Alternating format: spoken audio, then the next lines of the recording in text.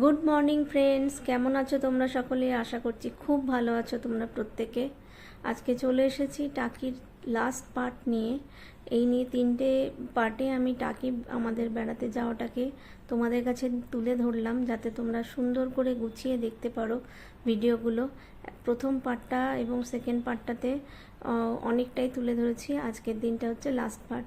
প্রথম পার্টে মোটামুটি টাকির গোলপাতা ফরেস্টটাই মেনলি আছে। সেকেন্ড পার্টে টাকিতে যে মন্দিরগুলো আমরা ঘুরেছিলাম, কুলেশ্বরী মন্দির, জোড়াশিব মন্দির, সেইগুলো আছে। আর আজ হচ্ছে লাস্ট পার্ট টাকির। এই যে জায়গাটা তোমরা দেখতে পাচ্ছ, এটি টাকির একটি বিখ্যাত জায়গা। এটা হচ্ছে ঘোষবাবুর বাড়ি বা দালান বলতে পারো। তো আর্কিটেকচারটা শুধু দেখো, মানে কিভাবে সুন্দর করে তখনকার দিনে এত ম্যাগনিফিসেন্ট ওয়েতে বানিয়েছিল। আর্কিটেকচারটা শুধু দেখার মতো। ভিডিওতে কতটা কি এটাকে জাস্টিফাই করতে পেরেছে জানি না। সামনে থেকে অপূর্ব দেখতে জিনিসটা, কি পুরোটাই ভাঙা চোরা সবই, কিন্তু তার মধ্যেও একদম ডিটেল যে আর্কিটেকচারগুলো, সেগুলো কিন্তু এখনও আছে, সেগুলো কিন্তু নষ্ট হয়ে যায়নি এবং সামনে থেকে দেখতে অসাধারণ। আর এই যে দেখছো দুর্গা ঠাকুরের ছবি দেওয়া আছে, এটা যেহেতু দুর্গা দালান, তাই জন্য এখানে কিন্তু দুর্গা ঠাকুরের ছবি দেওয়া আছে।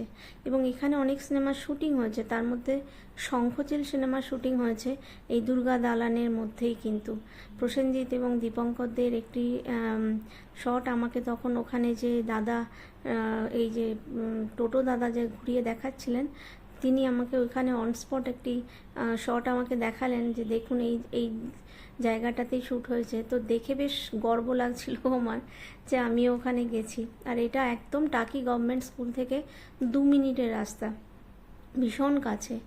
এখন আমরা ফিরছি। এই যে প্রাচীরটা দেখতে পাচ্ছ, এটি কিন্তু সেই টাকি গভর্নমেন্ট স্কুল, যে স্কুলটির নাম কিন্তু আমরা সবাই জানি।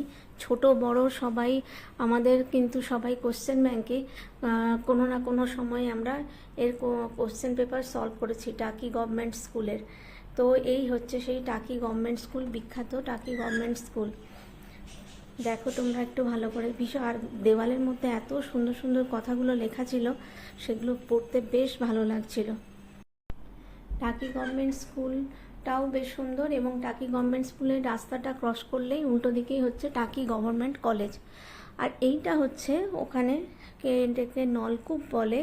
এটা ইংরেজদের আমলে এখানে থেকে জল সরবরাহ করা হতো। এখন এই জায়গাটা প্রায় ভেঙে চুরে গেছে এবং এই জায়গাটা কিনে নিয়েছে কোনো একজন, যারা এখানে হোটেল বানাচ্ছে। তো এই জায়গাটাকে ওই জন্য রেনোভেট করছে।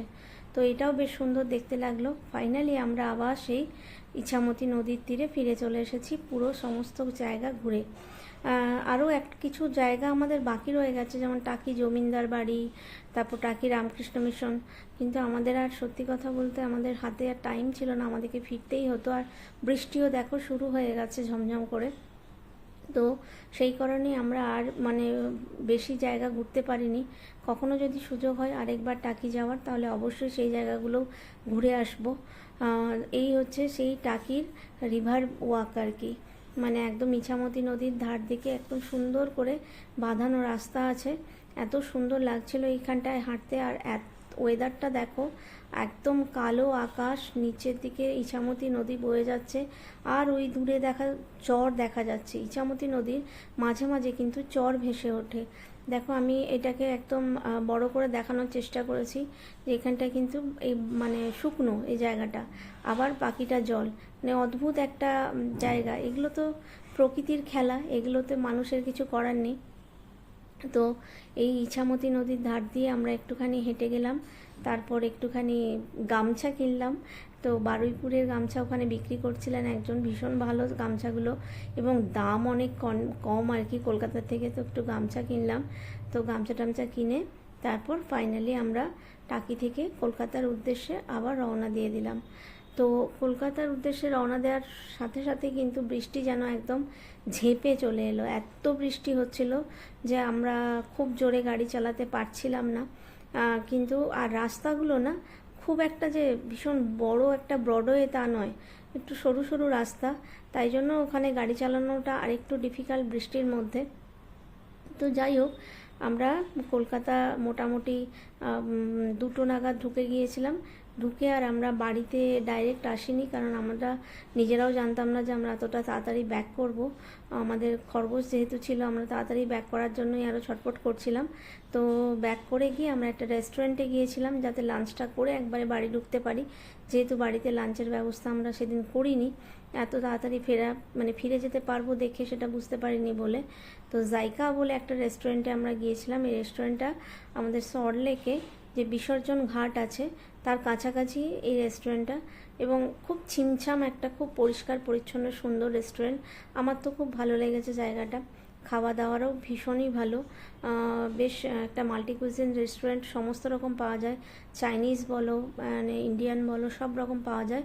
তো আমরা তো সাধারণত রেস্টুরেন্টে গেলে প্রেফার করি যে খুব কিছু ভীষণ হেভি কিছু খাবার না, যদি না কোনো স্পেশাল কারণে কোনো রেস্টুরেন্টে যাই।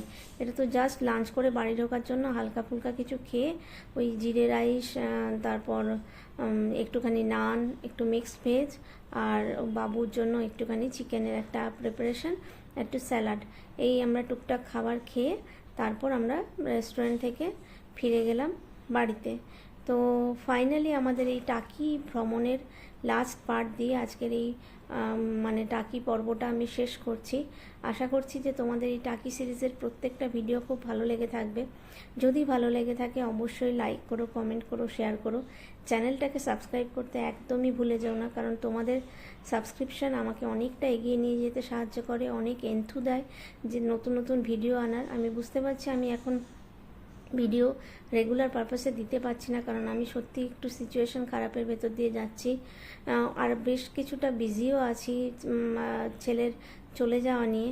তো সব মিলিয়ে আমি হয়তো রেগুলার ভিডিও দিতে পারছি না, কিন্তু তবুও তোমরা প্লিজ পাশে থেকো, সাথে থেকো। দেখা হচ্ছে খুব তাড়াতাড়ি আবার একটা নতুন ভিডিওতে। তত